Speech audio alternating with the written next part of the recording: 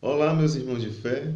Na segunda e na terça-feira não foi possível eu gravar nenhum vídeo, mas hoje estou aqui para tirar o atraso, né? Vamos responder aqui a que deveria ter sido na segunda, a pergunta que deveria ter sido na terça-feira e a pergunta de hoje, para que a gente não fique atrasados, né?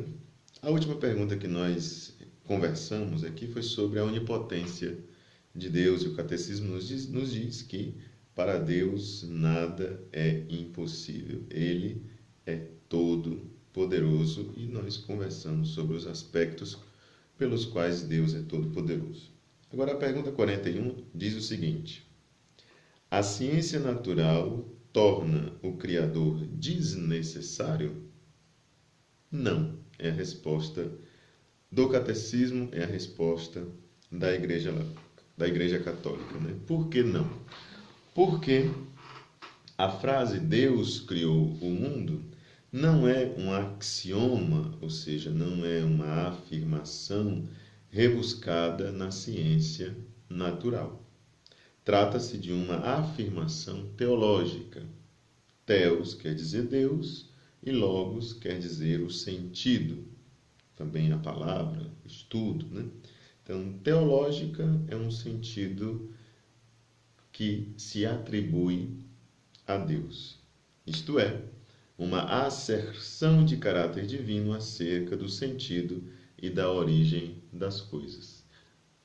Trocando em miúdos, traduzindo tudo isso que foi dito aqui, que aqui tem algumas expressões que são complicadas. Deus, ser criador, é uma atribuição que nós damos a Deus, a partir daquilo que nos foi revelado. A narrativa da criação não é um modelo explicativo científico natural do início do mundo. Tem muita gente que lê a Bíblia como se fosse um livro de história. Pior ainda, como se fosse um livro esotérico. Ou como se fosse um livro de receita de bolo. Ou como se fosse um livro de ciências, né? Ciências naturais ou simplesmente de história.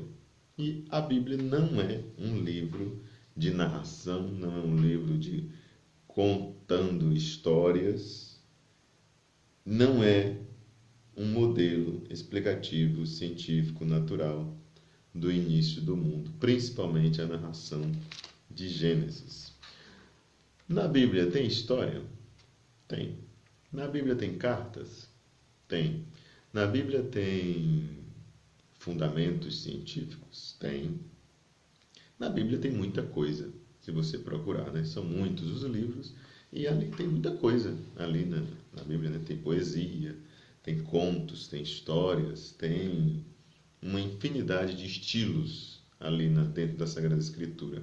Mas ela é palavra de Deus antes de tudo isso. Ela é palavra revelada, é palavra inspirada por Deus, né? Então, nós devemos olhar para a palavra de Deus que está presente na Sagrada Escritura de uma forma geral, de uma forma global, não de uma forma isolada. Deus é criador porque é Senhor da nossa história.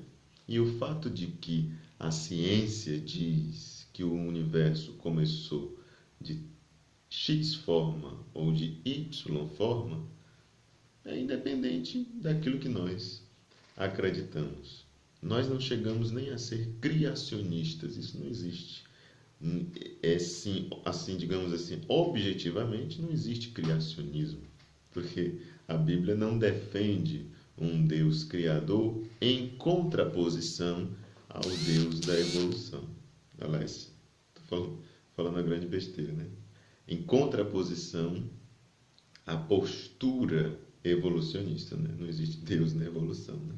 Estou aqui meio com sono já, né? Mas paciência. Continuando aqui. Deus criou o mundo, a nossa fé. Baseada em quê? Baseada na Sagrada Escritura. Isso é uma declaração teológica na qual se refere à relação do mundo com Deus. Dizer que Deus é criador é digamos assim, professar a nossa fé, aceitar que Deus, em relação ao mundo, ele é criador. O mundo está sob o domínio de Deus. Basicamente isso. É dizer também que Deus quis o mundo. Ele acompanha-o e aperfeiçoa-o. Ser criado é uma qualidade inerente às coisas e uma verdade elementar sobre elas. Inerente quer dizer que faz parte integrante do ser das coisas, né? Cada coisa no mundo que tem existência, tudo aquilo que nós conhecemos e também aquilo que nós não conhecemos, porque às vezes num lugar que não é habitado, no fundo do mar ou numa floresta que nunca teve o contato com seres humanos, existem coisas talvez, né, que nós não conhecemos. Tudo isso foi criado por Deus segundo uma explicação teológica. Aqui, digamos assim, na orelha da página, fala sobre a evolução. E diz que a ação evolucionista é a ação de desenrolar, é um desenvolvimento, né? Trata da alteração formal dos organismos ocorrida durante milhões de anos, né? Esse processo de evolução. Numa perspectiva cristã, ou seja, na nossa perspectiva, a evolução corresponde à criação contínua de Deus realizada através de processos naturais. Então você pode tranquilamente aceitar a evolução, aceitando junto com isso de que Deus, com o seu concurso, com a sua providência, mantém aquilo que ele criou e vai dando o suporte necessário para que esta evolução vá acontecendo progressivamente na história da humanidade. O criacionismo é igual à criação, né? A concepção de que o próprio Deus, segundo o esquema do livro do Gênesis, criou a terra por ação direta e de uma só vez. Isso é, digamos, a teoria do criacionismo. Nenhum cientista dispõe de um só argumento com que possa contradizer uma tal hipótese de um Criador. Não que nós nos baseemos exatamente como está no livro do Gênesis, porque o livro do Gênesis, diga-se de passagem, não é um livro de história, mas é um livro sapiencial em primeiro lugar, né? Então, não há nenhum cientista que possa contradizer o fato de Deus ser criador, mas também nós que acreditamos na revelação de Deus não temos condições também, a não ser pela fé, de defender esta nossa concepção de Deus como criador. Isto, a inaudita precisão dos fenômenos do Big Bang, terá acontecido por acaso? Diz aqui a resposta, que ideia absurda, né? Se fala de que no início, na origem do universo, houve uma grande explosão. Pode ter havido, né?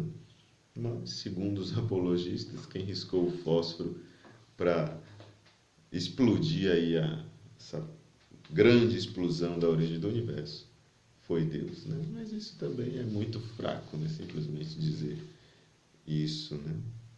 No fim, é a nossa fé. Nós acreditamos em Deus Criador, independente das circunstâncias desta criação. Por isso, é uma afirmação teológica e não uma afirmação científica, não uma afirmação baseada em alguma coisa que existe a partir daquilo que foi reproduzido num laboratório.